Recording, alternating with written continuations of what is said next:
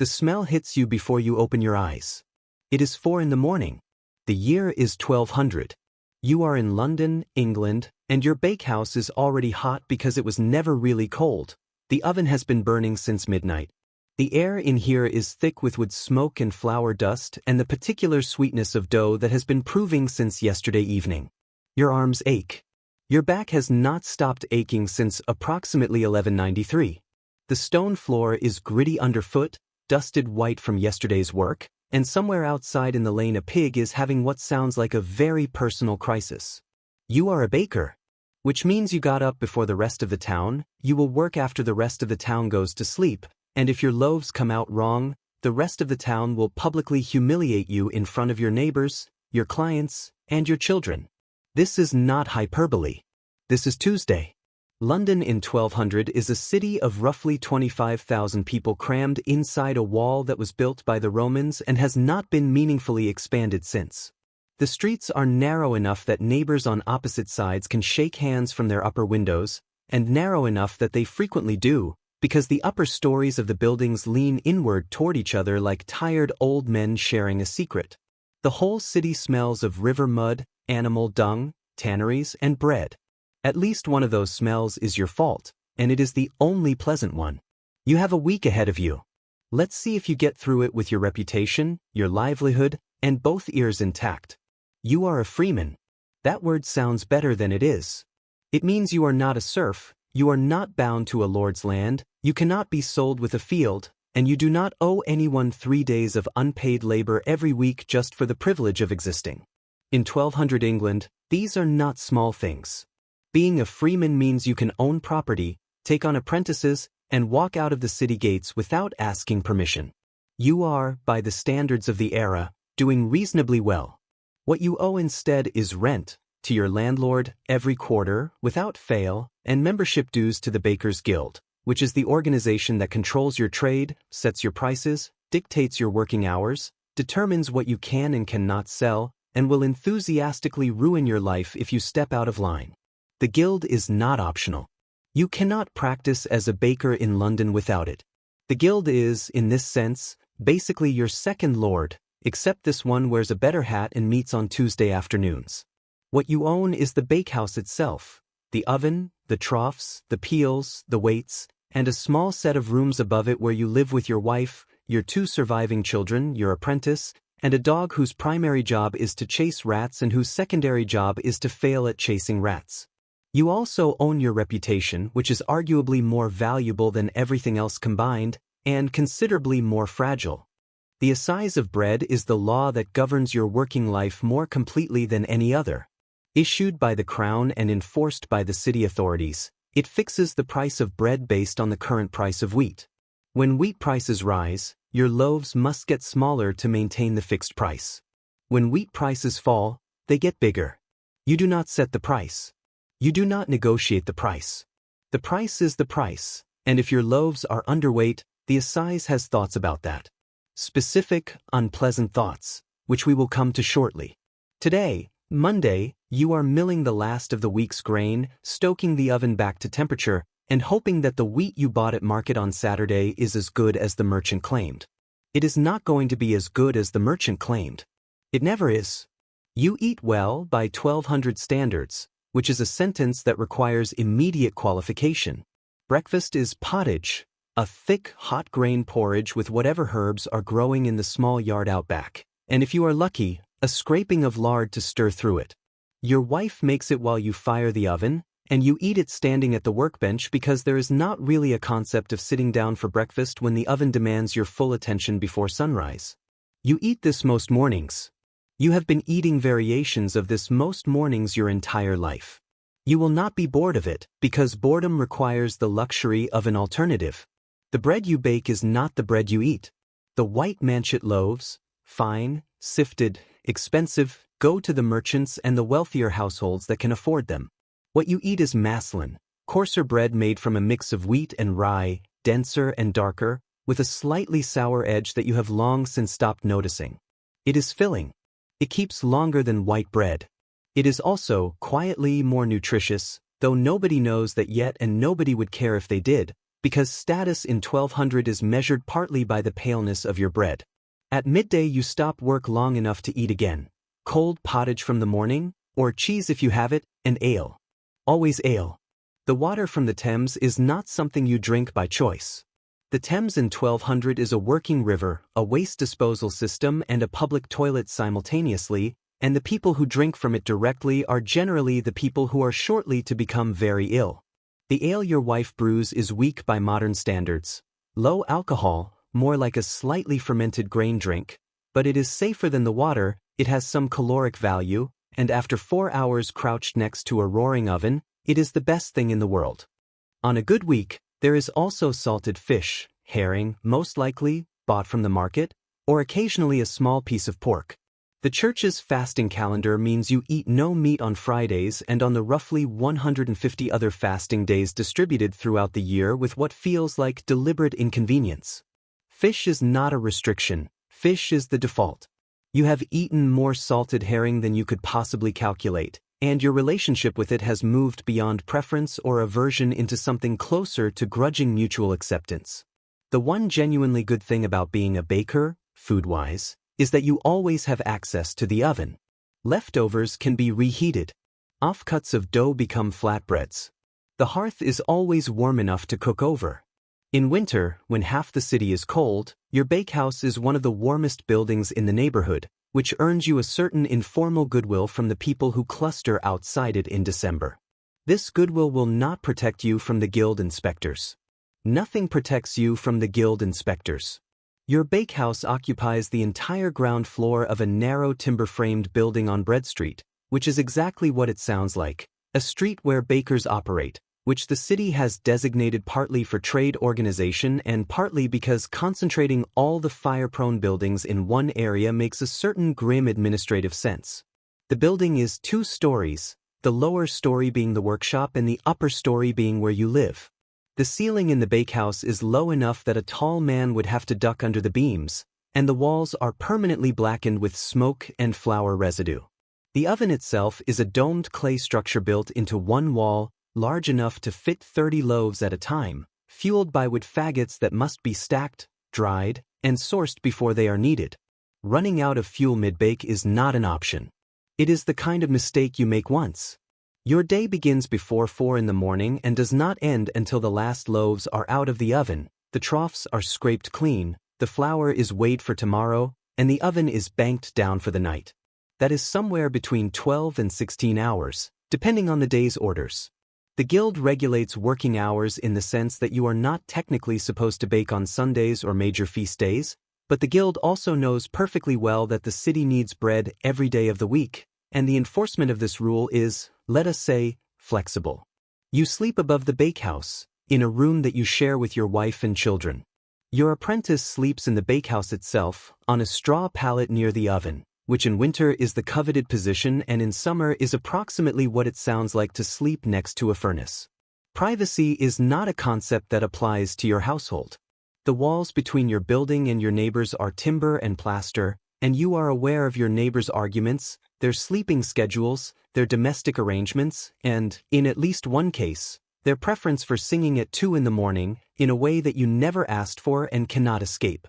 The street outside is unpaved, which means it is mud from October to March and compressed filth from April to September, and it is shared by people, horses, dogs, pigs, and the occasional goat belonging to a woman 3 doors down who is impervious to all complaints. By nightfall Monday, you have baked 40 loaves, sold 37, eaten 1, and set aside 2 for tomorrow's stock. You have also, without intending to, inhaled approximately a pound of flour dust, which is just the texture of your lungs now.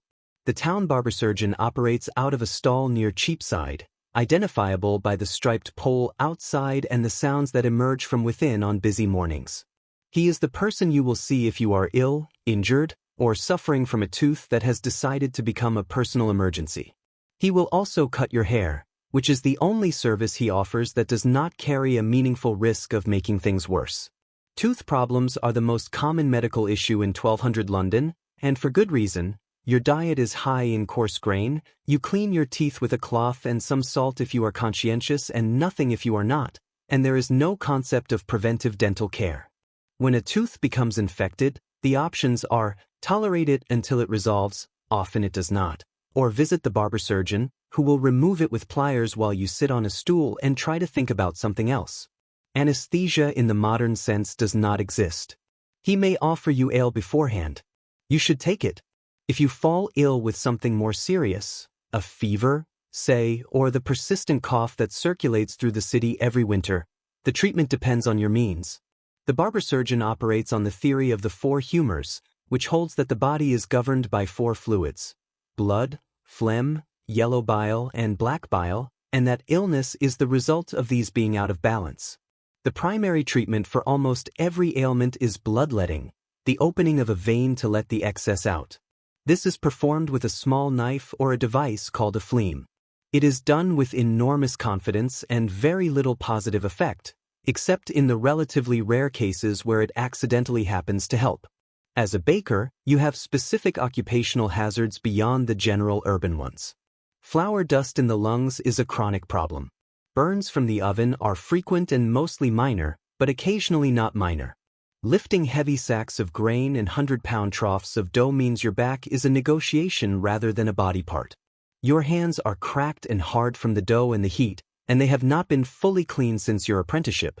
The city's water supply is technically provided by conduits, stone channels that bring water from outside the walls, but these are shared, intermittently clean, and not universally accessible.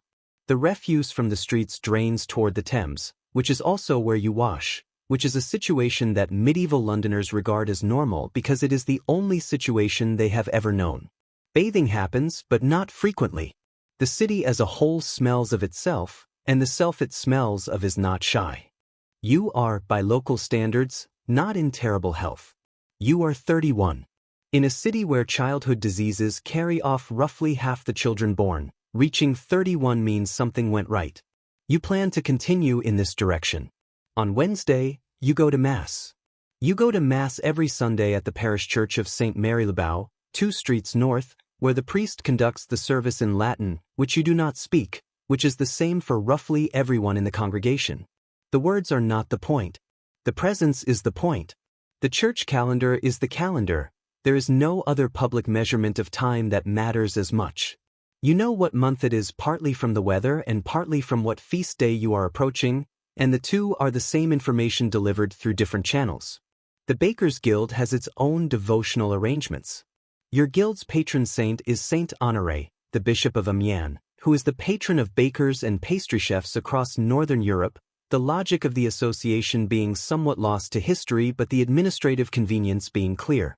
There is a guild chapel in a nearby church, a small side altar endowed by past masters, and the guild pays for a priest to say a regular mass there, and you contribute to the cost of that mass through your membership dues, whether or not you particularly requested a saint in your occupational corner. Confession is required of all Christians once a year at Easter, and you go.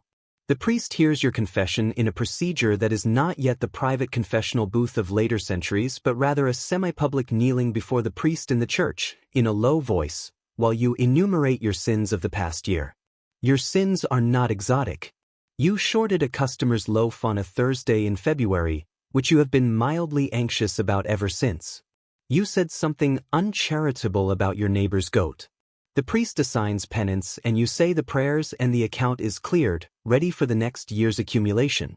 What the church also controls is time in a more direct sense. The calendar of fasting restricts your diet on Fridays, on vigils before feast days, and during the season of Lent, a full 40 days when meat is forbidden for everyone.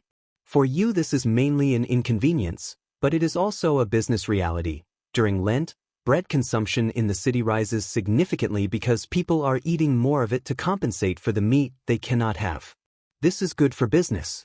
The church taketh away the pork, but in doing so it giveth unto the baker.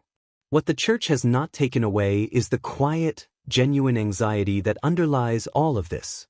Salvation is not guaranteed. Purgatory is real, a place of suffering between death and heaven, the duration of which can be reduced by prayers said on your behalf, prayers which must be funded by money you leave in your will or pay for in advance. The wealthy build chantry chapels and endow priests to pray for their souls in perpetuity. You will do what you can afford, which is to say, not much. You are hoping the general ledger of your life balances out tolerably. You are, in this, the same as almost everyone you know. Now here is the part you have been quietly dreading. It is Thursday morning and the guild inspector has arrived. The inspector is a man named Geoffrey, who visits every baker in his district on a rotating schedule that is, in theory, unpredictable, but which every baker in London knows is roughly every 3 weeks, give or take, because Geoffrey is a creature of habit and has been doing this job for 11 years. He arrives with a set of weights, a measuring board, and an expression of professional skepticism that he appears to have been born with. He takes 3 loaves from your morning batch at random. He weighs them. He checks them against the current Assize scale. 2 are fine. The third, a loaf from the back of the batch, where the oven runs slightly hotter, is 2 pennies weight light. This is not a disaster. Not yet. Geoffrey notes it in his record with the patient resignation of a man who has seen this many times and will see it many more. A first offense earns you a warning and a fine. The fine is not ruinous, but it is not comfortable either, and it comes directly out of this week's profit. You pay it. You thank Geoffrey for his time. You do not say what you are thinking. The punishment reserved for persistent offenders is the thing that has concentrated bakers' minds since the assize was first enforced. A baker who repeatedly gives short weight is dragged through the streets on a hurdle, a wooden sledge, with the offending loaf tied around his neck, paraded before the neighborhood that has been buying his bread, loudly identified as a cheat. The public element is the point. It is not a fine. It is the destruction of the one thing you cannot replace, the trust of the people who depend on you every single day. And fire is the thing that actually kills you or could. Medieval London burns. Not every year, but often enough that the city has rules about it. No thatched roofs inside the walls, in theory, though in practice the rules are unevenly applied, and often enough that the sound of the fire bell in the night is the sound that wakes you out of the deepest sleep faster than anything else. Your bakehouse is, structurally speaking, a large fire waiting for the right moment. You manage this with caution and routine and the awareness that one mistake, a forgotten ember, a collapsed faggot, a spark in the wrong direction on a dry summer night, and everything you have built goes with the building.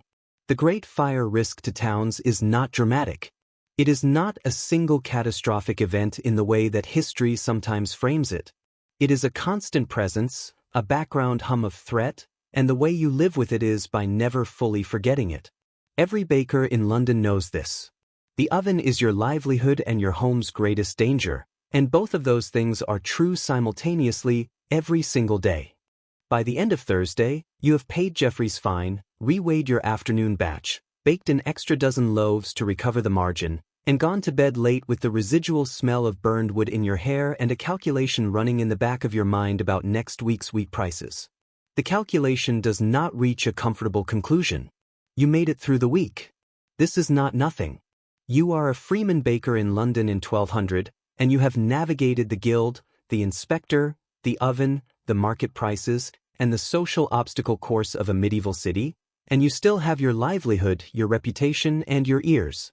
All of these are, technically, equally important. Here is the thing about the Assize of Bread that nobody mentions. It was the first piece of consumer protection legislation in English history. The Crown weighing your loaves and enforcing minimum standards for a staple food is, if you squint at it from the right angle, a remarkably modern idea dressed in medieval clothing. The principle that ordinary people deserve accurate weights and honest bread, that this is a matter for the law, not just the market, did not appear from nowhere. It came from bakers like you, and the customers who needed them, and the slowly accumulating logic that a city cannot function if the people feeding it are cheating everyone and getting away with it. You built something. Not the cathedral, not the castle, not the law itself, but the bread that fed the men who built all of those things. Every morning before the city woke up, you were already at work. The flour dust is still in your lungs, the oven has never fully cooled, and Geoffrey will be back in 3 weeks. Get some sleep. Tomorrow you bake.